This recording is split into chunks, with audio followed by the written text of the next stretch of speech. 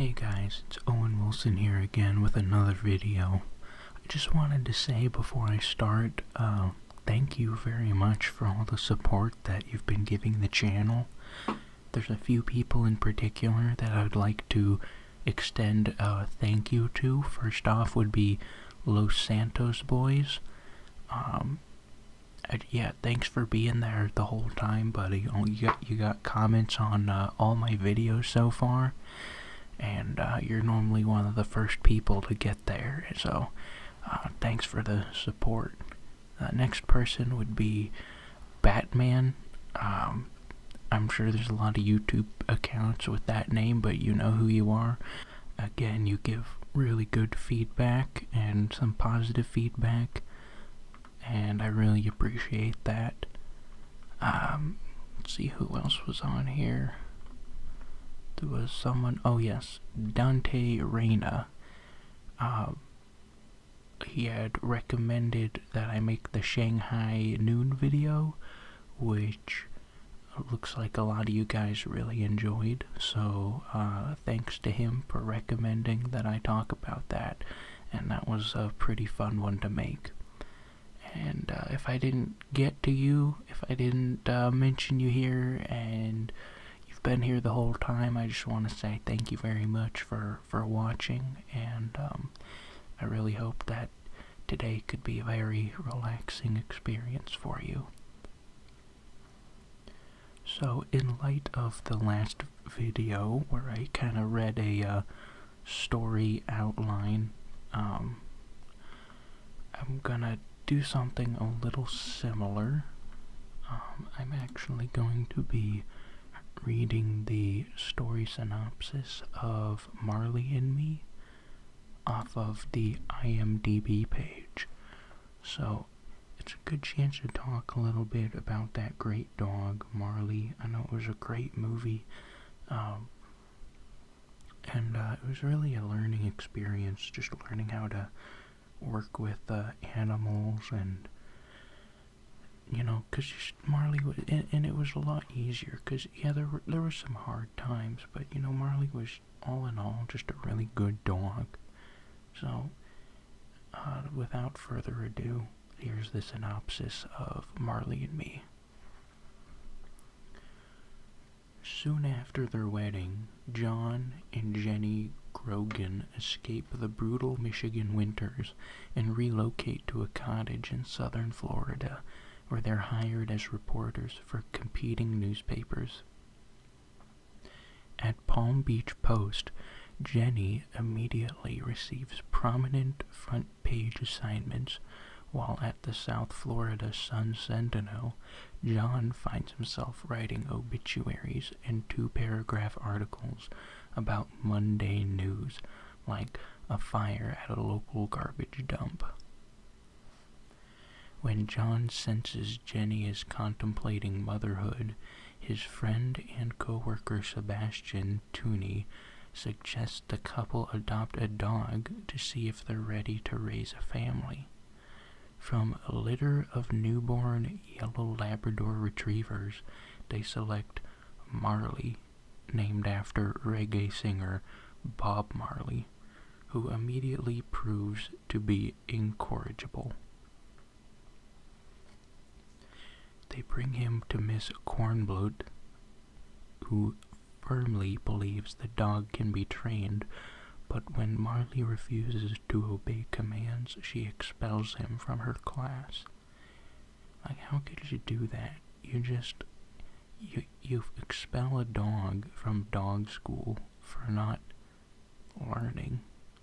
It's kind of rude, because you know the dog's not gonna be there because he's the best dog student. He's there so you can train him. But anyway, editor Arnie Klein offers John a twice-weekly column in which he can discuss the fun and foibles of everyday living.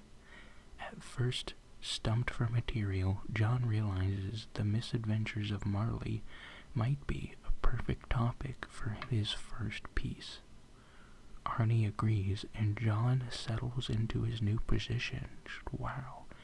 It's like the troubles with the dog was just perfectly made for his life, or my life when I was being that character.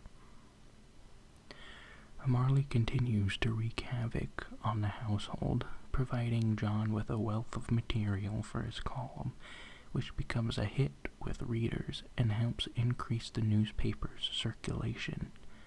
Jenny becomes pregnant but loses the baby early in her first trimester. She and John travel to Ireland for a belated honeymoon, leaving the rambunctious dog in the care of a young woman who finds him impossible to control, especially during the frequent thunderstorms that plague the area.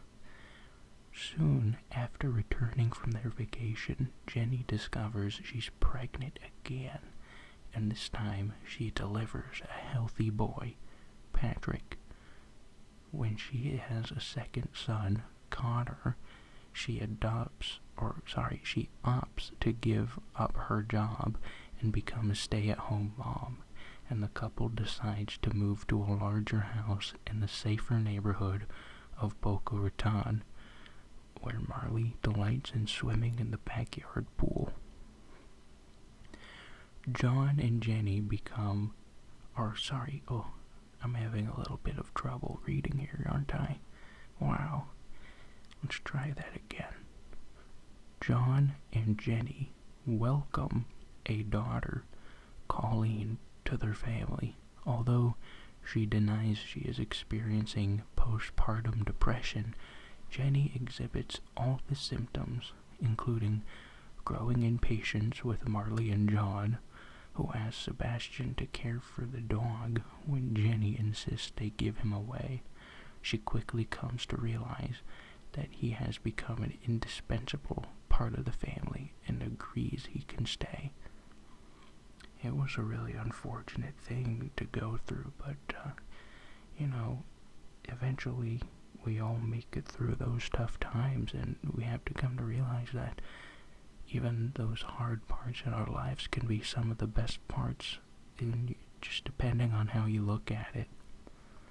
So John celebrates his 40th birthday. Increasingly disenchanted with his job, he decides to accept a position as a reporter with the Philadelphia Inquirer with Jenny's blessing, and the family moves to a farm in rural Pennsylvania.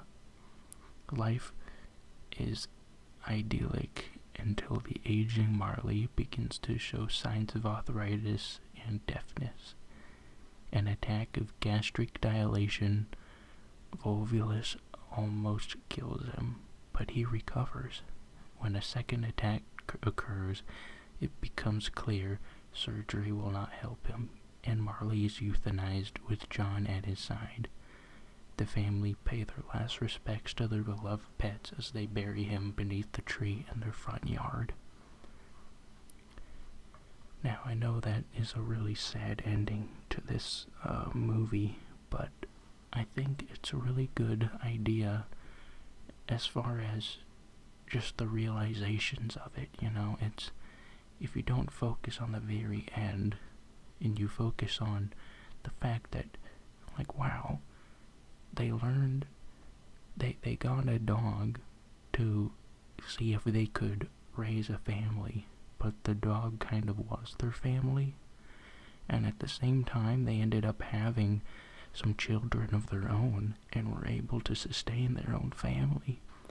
So sometimes people say, oh, that's a really sad movie, and it is a really sad movie, but at the same time it's got a really happy ending.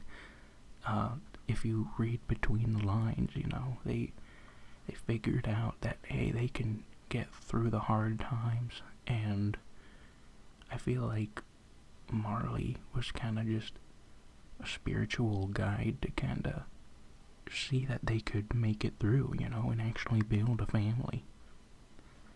But anyway, I want to thank you guys again for listening to this episode of Wilson Whispers, and I do hope that we can just relax, and this video will help you out with whatever you're doing if you just need to relax, or if you needed some uplifting conversations, But as always, leave a comment, make sure you subscribe, because I want to hear from you and what you think. What do you like? What would you like to see in the next video, That's what I'm here for. Oh, another thing, it's just phenomenal. We have made it to over 162 subscribers as I'm speaking to you right now, as I'm making this video.